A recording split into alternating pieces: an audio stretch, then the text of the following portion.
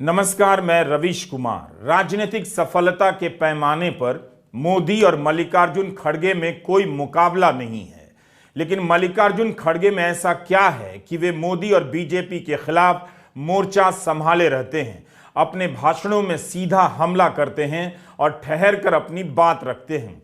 BJP उन्हें अब तक नजरअंदाज करती रही, लेकिन राज्यसभा में जिस तरह से प्रधानमंत्री मोदी ने खड़गे को टारगेट किया, तंज कसे, साफ है कि बीजेपी के लिए खड़गे को नजरअंदाज करना मुश्किल होता जा रहा है।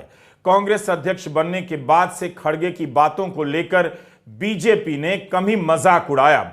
उन्हें लेकर आईटी सेल के मीम और पोस्टर कम नजर आते हैं, बल्कि कोई ऐसा लोकप्रिय मीम खड़गे को लेकर नजर नहीं आया। बीजेपी ने कभी उन्हें प्रमुखता से कठपुतली अध्यक्ष के रूप में स्थापित करने का भी प्रयास नहीं किया। बीजेपी खड़गे को अक्सर छोड़कर निकलती रही और खड़गे बीजेपी के सामने आते रहे और सामने से पकड़ते रहे। हम इस वीडियो में जानने का प्रयास करेंगे कि आखिर मल्लिकार्जुन खड़गे का खूंटा इतना मजबूत कैसे है, अब बीजेपी को वे क्यों चुभने लगे हैं। और मुझे प्रसन्नता इस बात की थी कि माननीय खड़गे जी काफी लंबा और बड़ी इम्तहान वजह से शांति से बोल रहे थे। समय भी काफी लिया था, तो मैं सोच रहा था कि आजादी मिली कैसे, इतना सारा बोलने की आजादी मिली कैसे। तो मैं सोच तो रहा था, लेकिन बाद में मेरे ध्यान में आया कि दो स्पेशल कमांडर जो रहते हैं ना, उस दिन नहीं थे और आजकल नहीं रहते वो। और इसलिए बहुत भरपूर फायदा स्वतंत्रता का आदरणीय खड़गे जी ने उठाया।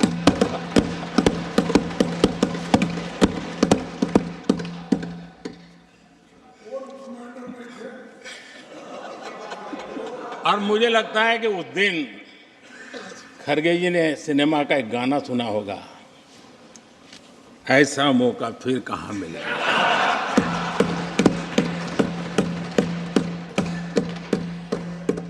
और खड़गे जी भी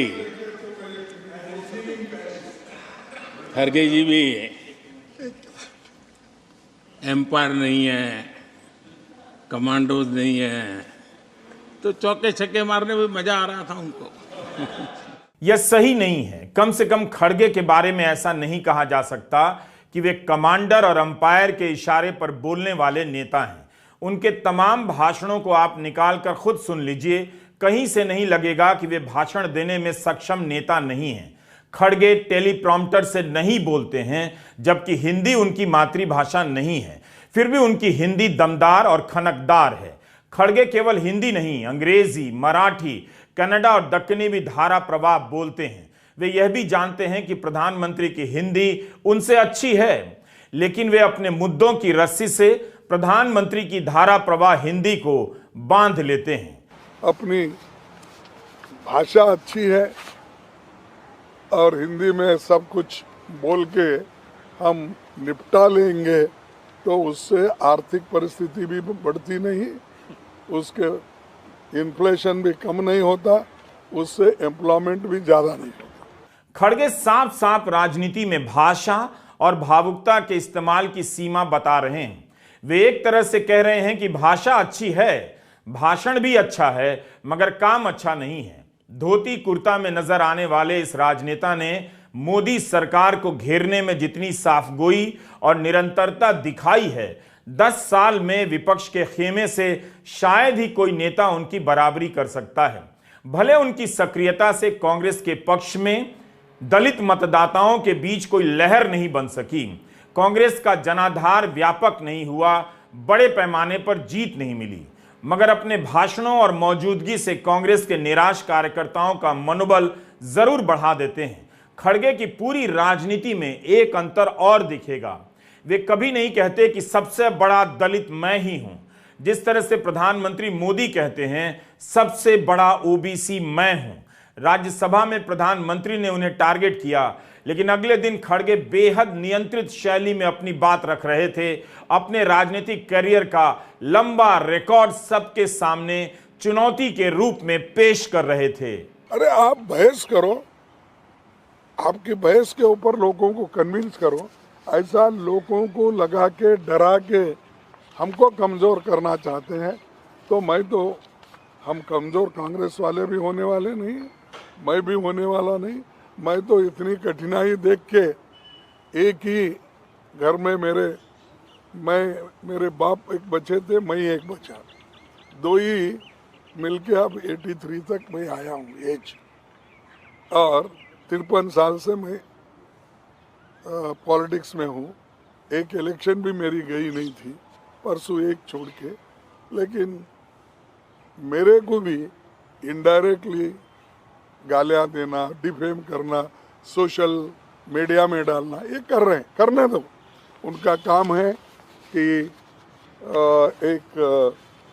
अगर शेड्यूल कास्ट का वो जिसके पीछे कोई भी नहीं है, ऐसे आदमी को अगर वो डिफेम करना चाहते हैं, और 53 साल में एक कलंक नहीं है।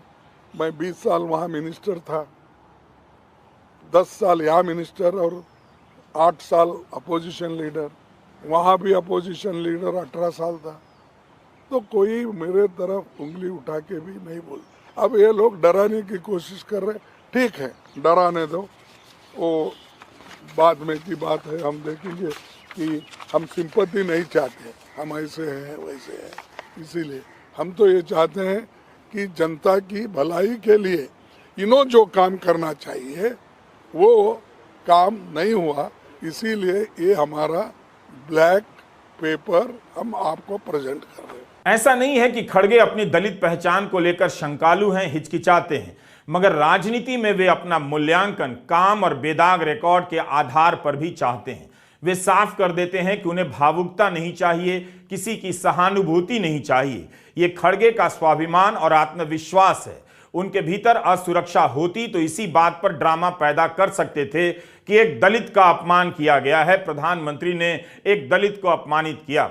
इस काम में कौन माहिर है, आप उनका नाम मुझसे बेहतर जानते हैं। खड़गे की स्वायत्ता जेपी नड्डा की स्वायत्ता से कहीं ज्यादा व्यापक नजर आती है। यह खड़गे की कामयाबी है। संसद सत्र के समय उनके कमरे में विपक्ष की बैठकें होती हैं, विपक्ष के नेताओं के साथ वे प्रदर्शन में जाते हैं। 83 साल की उम्र में उनकी सक्रियता से कभी नहीं लगा कि वे उम्र से लड़ रहे हैं। अगर विपक्ष के बीच उनकी स्वीकार्यता नहीं होती तो ममता बनर्जी और अरविंद केजरीवाल खड़गे का नाम प्रधानमंत्री के उम्मीदवार के रूप में नहीं लेते।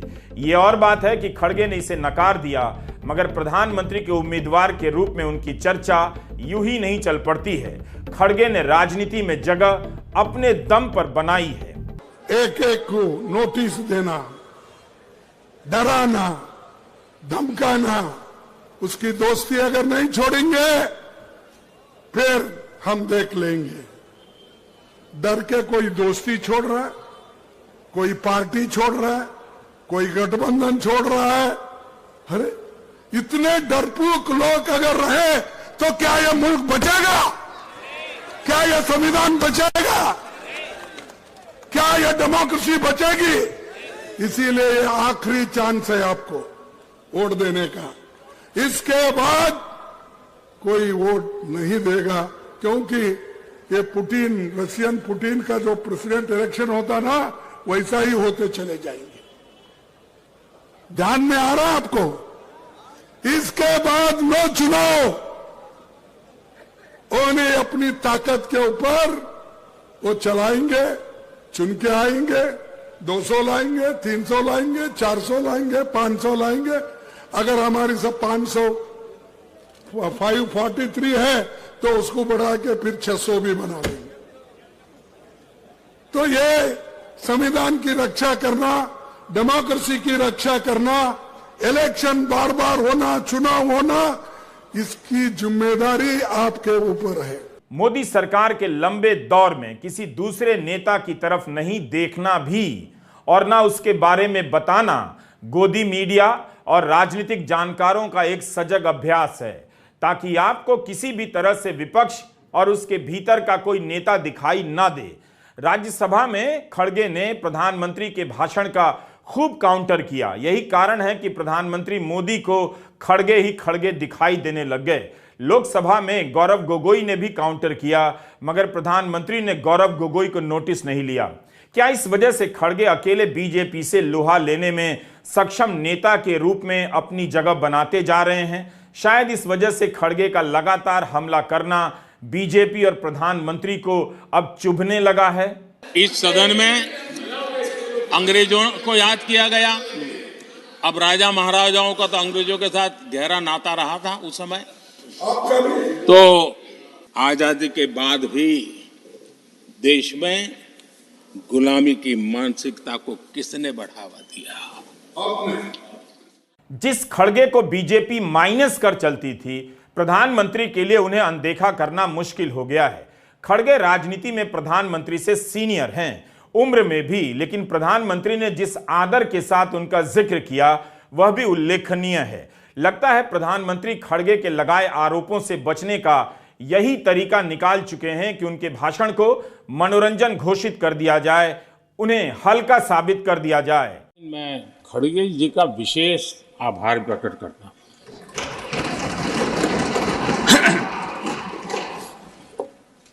बहुत ध्यान से सुन रहा था खड़गे जी उस दिन में, और ऐसा आनंद आया, ऐसा बहुत कम मिलता है। लोकसभा में तो कभी कभी मिल जाता है, लेकिन आजकल वो दूसरी ड्यूटी पर है तो मनोरंजन कम मिलता है।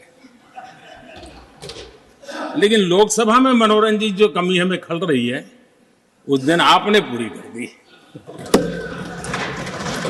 खड़गे की प्रेस कॉन्फ्रेंस में आज किसी को मनोरंजन नजर नहीं आया होगा, बल्कि उनके लगाए गए आरोपों की चर्चा शायद ही गोदी मीडिया कर पाएगा।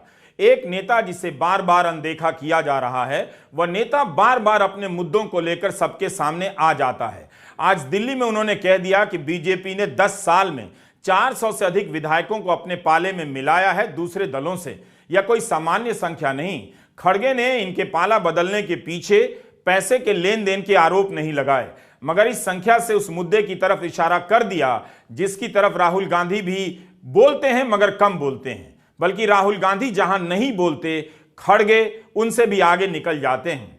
आज कांग्रेस में खड़गे ने एक बड़े नेता के रूप में अपनी पहचान बना ली है। आज उन्होंने इलेक्टोरल बॉन्ड के मुद्दे को साफ साफ अंदाज में किसी भी दूसरे कांग्रेसी नेता से बेहतर तरीके से मीडिया के सामने रखा। और 5वां पॉइंट है, लोकतंत्र पे खतरा ये जरूर है, क्योंकि एक तो अब डरा डरा के धमका के इलेक्टोरल बॉन्ड भी, पैसा भी आप वसूल कर रहे हैं इंडस्ट्रीज के पास। हमने नहीं पूछा, अभी तुमने चाबी फिराते हो पीछे, वो आगे आके देते हैं, वो सब छोड़ के हमने किसी को पूछा नहीं, किसी को तंग नहीं। तंग कैसा करते हैं? ईडी की नोटिस भेजना, सीबीआई की नोटिस भेजना, सीवीसी की भेजना, और किसी ऑफिसर भी अगर उनके सुनता नहीं तो विजिलेंस को उसको रिपोर्ट करा। ऐसा तंग करके अपने पास लेते हैं। और इलेक्टोरल बॉन्ड का भी इन्होंने इतना, फिर इससे पहले 10 साल पहले अगर उनके आइडियोलॉजी पे ही है, फिर इतने पैसे क्यों नहीं जमा होते थे, अब क्यों जमा?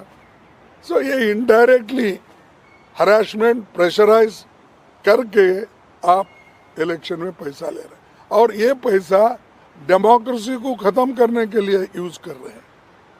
411 एमएलएस को 10 साल में उन्होंने अपने तरफ लिया।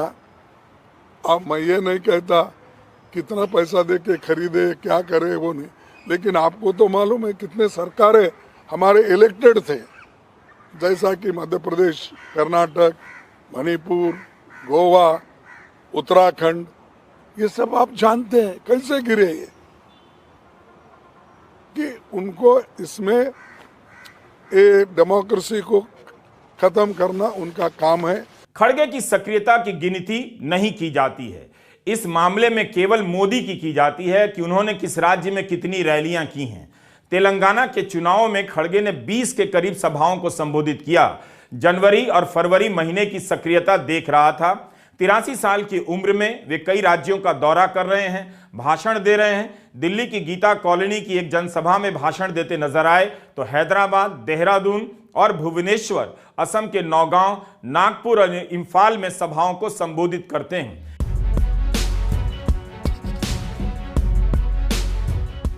वे दिल्ली में रहने वाले कांग्रेस अध्यक्ष नहीं हैं, बल्कि मैदान में उतरकर भाषण देते हैं और कार्यकर्ताओं के साथ बैठकें करते हैं।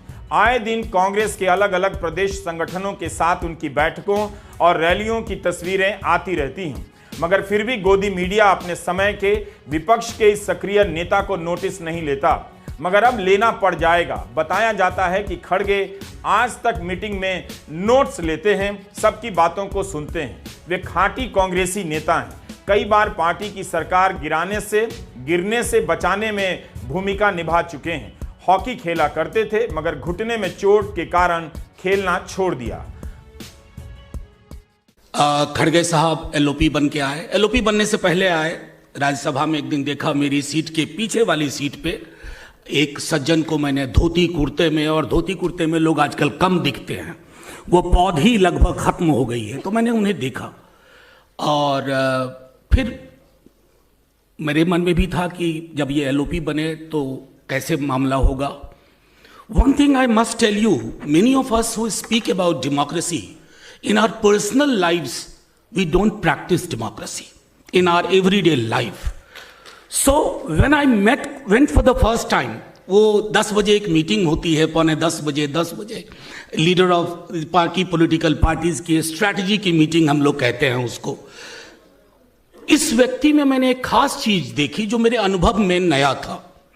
He would listen to everyone, एक एक व्यक्ति को। आमतौर पे मैंने एक परिपाटी देखी थी कि लोग अपनी बात रख देंगे, अब पंचों की राय अपनी जगह, खूंटा यही गड़ेगा। This is something I found fundamentally different in खड़गे साहब। जो कष्ट हमारी रिपब्लिक में है, कुछ कष्ट आपको व्यक्तिगत भी हुए। आई हैव हार्डली सीन, कुछ उदाहरण मेरे समक्ष यहीं मंच पे हैं। जब आपकी जिंदगी का एक बड़ा हिस्सा लुट जाए, मौत के घाट उतार दिया जाए, उसमें बिटरनेस को अपने अंदर ना आने देना, यह सबके बूते की बात नहीं है। लोग छोटे नुकसान में नफरत की दुकान, नफरत का बाजार लेके बैठ जाते हैं। आपने तो बहुत नुकसान सह करके भी मोहब्बत की बातें आप करते रहे। इनको देख के लगता होगा 80-82 साल के एक सज्जन हैं। सदन में जब ये खड़े होते हैं तो विपक्ष को बड़ी ताकत मिलती है, और आज के दिन में विपक्ष को ताकत की बहुत जरूरत है। खड़गे जब कांग्रेस के अध्यक्ष बनाए गए तब कहा गया कि यथास्थितिवादी हैं, जैसा चल रहा है वैसा ही चलने देंगे और कुर्सी पर नाम के लिए बैठे रहेंगे। लेकिन खड़गे के तमाम भाषण, उनकी रैलियां, जनसभाएं, इन सब से पता चल रहा है कि वे अग्रिम पंक्ति पर जाकर मोदी सरकार पर हमला कर रहे हैं, अपने शब्दों का खुलकर इस्तेमाल कर रहे हैं। 83 साल के खड़गे के किसी भी भाषण से लगता है कि वे किसी का लिखा हुआ नहीं पढ़ रहे हैं, किसी की कठपुतली नहीं है। इस तरह के आरोप तो बीजेपी के अध्यक्ष जेपी नड्डा पर भी लग जाते हैं। जब भी बीजेपी हारती है, गोदी मीडिया के स्टूडियो की तस्वीरों में प्रधानमंत्री का फोटो हटा दिया जाता है, जेपी नड्डा का लगा दिया जाता है। यह सही भी है और इसे लेकर खूब मजाक भी चलता है। खड़गे सरकार की उपलब्धियों को चुनौती देने में कांग्रेस के किसी भी नेता से कहीं ज्यादा सटीक और बेहतर संवाद करते हैं। खुद यह बात नहीं कहते, अपनी जबान से कभी नहीं कहते, मगर उनके दलित होने की वजह से वे कभी इस गोदी मीडिया में स्थान नहीं पा सकते। यह भी राजनीति की सच्चाई है, क्योंकि दलित ही नहीं, उनकी राजनीति की शैली पुराने जमाने के नेताओं की भी है। भले आज कांग्रेस कमजोर लगती है, लेकिन खड़गे का खूंटा मजबूत नजर आने लगा है। उनके पास एक ऐसी राजनीतिक भाषा है जो मोदी सरकार के दावों की चमक से टकरा जाती है। वो बहुत बोलते हैं, मैं president of India schedule caste को बनाया, मैं शेड्यूल ट्राइब को बनाया, मैं फलानों को बनाया। अरे ये इम्पोर्टेंट नहीं, ये तो बनते रहते। तुम्हारे पार्टी की एक पॉलिसी रहती, हमने भी बनाया। हमने तो ऐसे ऐसे नेताओं को शेड्यूल कास्ट के प्रेसिडेंट बनाया जो इंटरनेशनली फेमस थे। मैं ये नहीं कर रहा हूँ, कोई इनको क्रिटिसाइज नहीं कर रहा हूँ, मैं इनका भी महत्व मैं जानता हूँ, लेकिन अच्छे पढ़े लिखे लोगों को और अच्छे इंटरनेशनली फेमस जर्नलिस्ट थे, फिर एम्बेसडर थे, फिर वाइस प्रेसिडेंट बने, फिर उसके बाद में वो प्रेसिडेंट ऑफ इंडिया बने, वो शेड्यूल कास्ट थे। तो ये बातें उन्होंने वहाँ बोलना, बाबा साहब अम्बेडकर के बारे में हम फोटो लगाए, वो बोल, इससे देखो ये तो इमोशनल चीज़ें हैं, लेकिन आदमी को रोजगार देना ये इम्पोर्टेंट है। इसकी बात आप करना चाहिए, इसके लिए हम बोलते। और सामाजिक न्याय उस वक्त मिलता है, हर चीज़ में आप लोग भागीदारी देना चाहिए। मल्लिकार्जुन खड़गे 1969 से कांग्रेस में हैं। वे कर्नाटका के गुलबर्ग सिटी कांग्रेस कमेटी के अध्यक्ष बने, 9 बार विधायक बने, लेकिन कभी मुख्यमंत्री नहीं बन सके। 3 बार इस पद पर पहुंचने से रह गए। 1976 में कर्नाटका सरकार में प्राथमिक शिक्षा के राज्य मंत्री बने और इनकी अध्यक्षता में SC/ST के 16,000 शिक्षकों के खाली पद भर दिए गए। 2005 में कर्नाटका प्रदेश कांग्रेस समिति के अध्यक्ष बने। बाद में पार्टी ने उन्हें केंद्र में बुला लिया। मनमोहन सरकार में रेल मंत्री और श्रम मंत्री बने। वकील थे, तब भी श्रम कानून के एक्सपर्ट थे। पहली बार 2019 में गुलबर्ग से चुनाव हार गए। यही एक हार थी, वरना खड़गे के लिए एक नारे का इस्तेमाल किया जाता है, सोलिडा सरदारा, यानी जिसे कोई हरा नहीं सका। कांग्रेस अध्यक्ष बनने के बाद मल्लिकार्जुन खड़गे ने मोदी सरकार के लगाए आरोपों को घूम घूम कर जवाब देना शुरू कर दिया। उनके भाषण में नाटक, नौटंकी के तत्व कम होते हैं, तार्किकता से अपनी बात रखते हैं। उन्होंने राहुल गांधी से कहीं बेहतर अपने भाषणों में प्रधानमंत्री के भाषणों और आरोपों पर सवाल खड़े किए हैं। उनका जिक्र कर सामने से जवाब दिया है। यही नहीं, उन्हें पता है कि IT सेल में कांग्रेस के खिलाफ क्या अफवाह चल रही है। वे इसका जवाब मंच से दे आते हैं। वो बार बार ये कहते हैं ये मोदी ने सब कुछ हुआ, देश में लाइट नहीं थे, मैंने लगा दिया। क्या मोदी आने के बाद रायपुर में लाइट लगी या छत्तीसगढ़ में लाइट आई? अब बोलिए, स्कूल मोदी आने के बाद खुल गए, क्या उसके पहले नहीं थे स्कूल? अरे मोदी जो पढ़े, शाह जी जो पढ़े, ये सब हमारे स्कूल में ही पढ़े, नहीं तो क्या कहा ये लंदन जाके पढ़े? क्या ऑक्सफोर्ड स्कूल में जाके पढ़ के आए? अरे हमारे सरकारी स्कूल में ही पढ़े। या नहीं है तो हमारे लोग जो स्कूल निकालते थे उसमें पढ़े। और ये लोग पूछते हैं हमको, अरे गिलास में दो भाई। तो ये लोग हमको पूछते हैं, कांग्रेस पार्टी 70 साल में क्या की? 70 साल में हमने यही किया, तुम लोगों को पढ़ाया, लिखाया, मंत्री बनाया, मुख्यमंत्री बनाया। अरे अब देश के प्रधानमंत्री भी बन गए और हमको पूछते हैं क्या? हमने तो सब कुछ करके रखा है। मल्लिकार्जुन खड़गे के भाषण का हिस्सा आपने सुना। क्या आपको लगता है कि मल्लिकार्जुन खड़गे कमांडर और अंपायर के इशारे पर बोलने वाले नेता हैं? खड़गे ने आज काला पेपर जारी करते हुए सीधा सपाट सवाल पूछे हैं। प्रधानमंत्री बताएं कि सार्वजनिक क्षेत्र की कंपनियों में कितनी नौकरियां दी गई हैं और कितने दलित पिछड़ों को नौकरियां दी गई हैं। उसके बाद खड़गे खुद यह भी बताते हैं कि क्यों ठेके की नौकरियों से बेहतर है सार्वजनिक क्षेत्र की पक्की नौकरियां। पब्लिक सेक्टर्स क्यों इंसिस्ट कर रहे हैं? पब्लिक सेक्टर्स अगर ज्यादा बने, बड़े बड़े बने, तो उसमें एम्प्लॉयमेंट ज्यादा मिलता है और SC ST OBC का वहाँ पर एक परसेंटेज जो मिलता है वो परमानेंट मिलता है।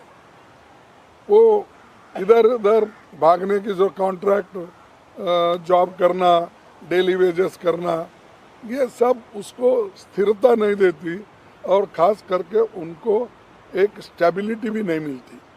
तो इसीलिए हम चाहते थे कि पक्की नौकरी दो, गवर्नमेंट सर्वेंट में पक्की नौकरी दो, पब्लिक सेक्टर्स में दो, और अगर स्मॉल स्केल इंडस्ट्रीज उसमें इन्वॉल्व करना है तो उनको एस्टैब्लिश करके उनके हाथ में दो।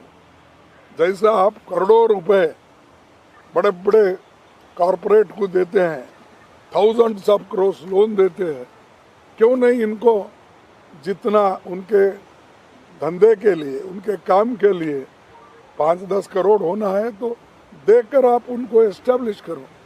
वो नहीं करते, वो नहीं बोलते। खड़गे भले मोदी की तरह लोकप्रिय नेता ना हो, मगर कहीं से वे कमजोर नेता नहीं है। ऐसा नहीं है कि उन्हें जवाब देना नहीं आता। बीजेपी अगर खड़गे को निशाना बनाती है, बार बार टारगेट करती है, तो यह खड़गे के लिए बहुत अच्छा होगा। राजनीति में कम से कम सवाल जवाब, आरोप प्रत्यारोप के स्तर बेहतर हो जाएंगे। मगर बीजेपी कभी इस हद तक नहीं जाएगी कि वह खड़गे को ललकारेगी कि उनके नेता नरेंद्र मोदी से बहस करके दिखाए। कभी नहीं कहेगी कि मोदी बनाम मल्लिकार्जुन हो जाए। बीजेपी को पता है कि खड़गे को वाकई चौके छक्के लगाने आते हैं, उन्हें पॉलिटिक्स का बैट पकड़ना आता है। मगर राजनीति का फैसला केवल मंच पर नहीं होता, मतदान से होता है। खड़गे को मतदान केंद्रों पर भी साबित करना होगा कि वे मतदाताओं को अपनी पार्टी की तरफ मोड़ सकते हैं। नमस्कार, मैं रवीश कुमार।